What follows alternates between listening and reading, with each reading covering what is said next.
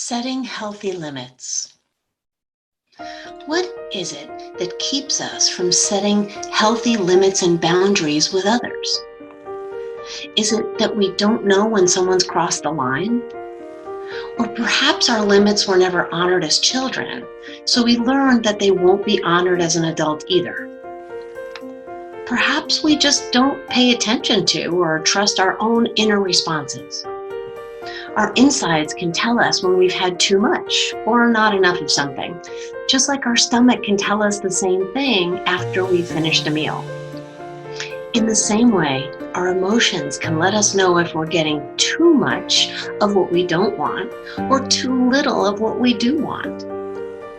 If we learn to ignore our emotions, gut versus the mind, then it may be harder to recognize when this is actually happening. Many of us learned to treat our feelings as a problem instead of a critical information source. We were taught that big boys don't cry. Emotions make you vulnerable. And many of us were teased or made wrong for being sensitive to what did and didn't feel good to us. We were trained to disregard or even judge our emotions as bad and wrong.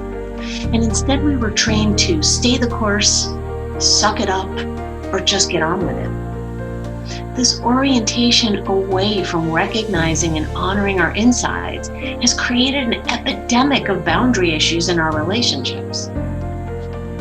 When we begin to tune into, accept, and honor what feels best to us in each situation that we're faced with, our priorities shift, and we activate our capacity for healthy limits and boundaries. Our emotions are designed as a messaging system. There are energies that are moving through us to give us their message and then move on. When we don't allow them to fully surface and speak to us, we push that energy back down, and the message stays stuck within us versus moving up and out to be recognized and released on a conscious level. Most of our negative emotions, anger, hurt, sadness, fear, are aimed at helping us understand that we're not getting something we want, or we're getting something we don't want. When we don't feel like we have a choice to act on those messages, it can become easier to avoid the feelings altogether. Once we decide that feeling good is our highest priority, we can start to use our attention to notice when we don't feel good. Those are the times to question if a boundary's been crossed. Our job is to notice that a boundary has been crossed and then decide what we can do to take care of ourselves, given the current situation.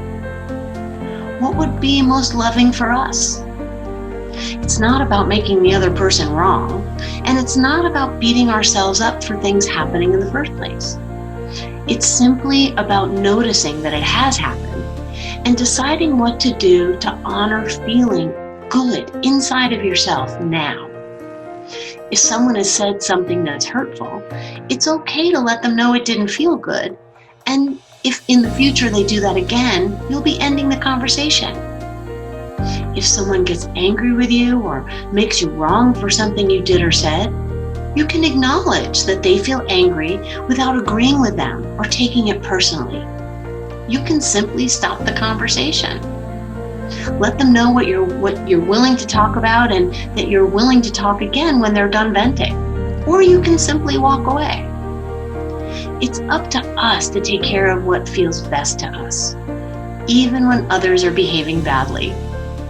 Wanting others to change, to feel better ourselves, never works, and it leaves us merged with others and disempowers us to take care of ourselves. Deciding what is or isn't okay with you, and then honoring those limits without making anyone wrong, you or them, is the key. What new limits are you willing to set today?